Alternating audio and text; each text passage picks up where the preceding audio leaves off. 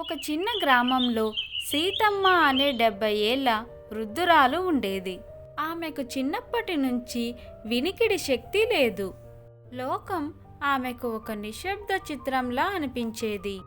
కానీ ఆమె కళ్ళల్లో ఒక వింత మెరుపు, పెదవులపై ఎప్పుడూ ఒక చిరునవ్వు ఉండేది. సీతమ్మ ఇంటి వెనుక ఒక చిన్న పూల తోట ఉంది. ఆ పూల తోట అంటే సీతమ్మకు ఎంతో ప్రాణం. సీతమ్మ రోజు ఉదయాన్నే లేచి వెళ్ళి మొక్కలకు నీళ్లు పోయడం, వాటితో సైగలు చేస్తూ మాట్లాడడం ఆమెకు అలవాటు. పక్షులు ఆమె చుట్టూ తిరుగుతుంటే వాటి కిలకిల రావాలు ఆమెకు వినబడకపోయినా వాటి రెక్కల అలికిడికి తన చేతుల ద్వారా స్పర్శించి ఆనందించేది. ఒకరోజు సీతమ్మ ఆ దారిన వెళుతున్న కాంతమ్మను ఆపి ఏదో అడగాలని, చెప్పాలని ప్రయత్నిస్తూ ఉంటుంది. ఎన్ని సైగలు చేసినా ఆవిడకి అర్థం కాదు.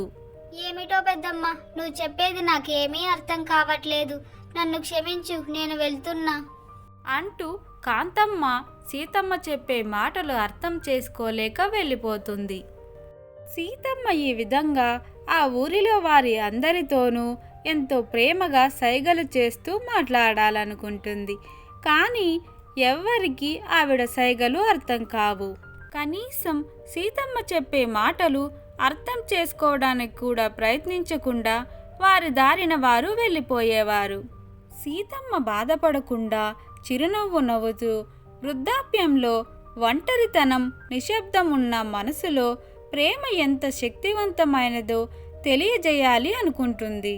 ఒకరోజు పక్కింటికి రియా అనే 6 ఏళ్ల పాప వచ్చింది. ఒకరోజు రియా ఇంటి బయట ఆడుకుంటూ ఉంటుంటే సీతమ్మ అటుగా వెళుతూ ఉంటుంది. సీతమ్మవ్వా, సీతమ్మవ్వా, ఈ అవ్వ ఎందుకు పిలిచినా పలకకుండా అలా వెళ్ళిపోతుంది అంటూ రియా బాధపడుతుంది. మరుసటి రోజు కూడా రియా పిలుస్తుంటే సీతమ్మ అలా వెళ్ళిపోతూ ఉంటుంది. రియా ఆశ్చర్యపోతుంది. కానీ ఒకరోజు సీతమ్మవ్వ గోపన్నతో సైగలు చేస్తూ మాట్లాడుతూ ఉంటే రియా చూసి చాలా బాధపడుతుంది. రియాకి అప్పుడు అర్థమవుతుంది సీతమ్మకు చెవులు వినిపించవని, మాట్లాడలేదని. ఒకరోజు రియా చిన్నగా నడుచుకుంటూ సీతమ్మ ఇంటి దగ్గరికి వస్తూ ఉంటుంది. ఇంతలో సీతమ్మ గమనించి సైగలు చేస్తూ రియాని పిలుస్తూ ఉంటుంది. కానీ రియా పరిగెత్తుకుంటూ వెళ్ళిపోతుంది. కొద్ది రోజులకి రియా మెల్లగా సీతమ్మ దగ్గరకు రావడం మొదలు పెడుతుంది. సీతమ్మ ఎంతో సంతోషంగా రియాకి సైగలు చేస్తూ ఎన్నో కబుర్లు చెబుతూ ఉంటుంది. మొదట్లో రియాకి ఏమీ అర్థమయ్యేది కాదు.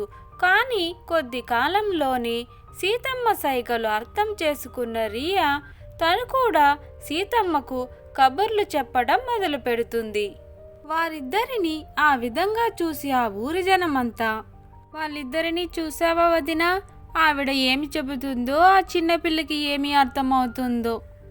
మరే వదినా, పెద్దవాళ్ళమైన మనకే ఏమీ అర్థం కావట్లేదు, మరి ఆ చిన్నపిల్లకి ఏం అర్థమవుతాయో ఏంటో ఆ సైగలు అంటూ ఆ ఊరి జనమంతా వారిద్దరిని తప్పులు పడుతూ ఉంటారు. ఒకరోజు సీతమ్మ రియాను తన పూల తోటకు తీసుకువెళుతుంది. రియాను రోజు సీతమ్మ తన పూల తోటకు తీసుకువెళ్ళి అక్కడున్న రంగురంగు పూలను చూపిస్తూ వాటిని ఎలా పెంచుకోవాలో సైగలు చేస్తూ నేర్పించేది. ఆ నిశ్శబ్దంలోనే వారిద్దరి మధ్య ఒక అందమైన బంధం ఏర్పడింది. ఒకరోజు సాయంత్రం రియా సీతమ్మ దగ్గరకు వస్తుంది. సీతమ్మవ్వా, సీతమ్మవ్వా, ఈరోజు నువ్వు మా ఇంటికి రావాలి, నీకొక సర్ప్రైజ్ ఉంది. సీతమ్మ కంగారు పడుతూ రియాని ఏమైంది అంటూ సైగలు చేస్తూ అడుగుతుంది. రియా ఏమీ మాట్లాడకుండా సైలెంట్గా ఉంటుంది. సీతమ్మ వెంటనే రియాతో కలిసి రియా వాళ్ళ ఇంటికి బయలుదేరుతారు. రియా సీతమ్మను తన ఇంటి దగ్గరకు తీసుకువెళుతుంది. సీతమ్మవ్వ, నువ్వే నా బెస్ట్ ఫ్రెండ్, ఒకసారి బోర్డు చూడు. సీతమ్మవ్వ, ఒకసారి మా ఇంటి చుట్టూ చూడు, ఎన్ని పూల మొక్కలు పెంచానో, నువ్వు చెప్పినట్లుగానే చేశాను అంటూ సీతమ్మకు మర్చిపోలేని సర్ప్రైజ్ ఇస్తుంది రియా. సీతమ్మకు అదంతా చూస్తుంటే కళ్ళల్లో నీళ్లు తిరుగుతాయి.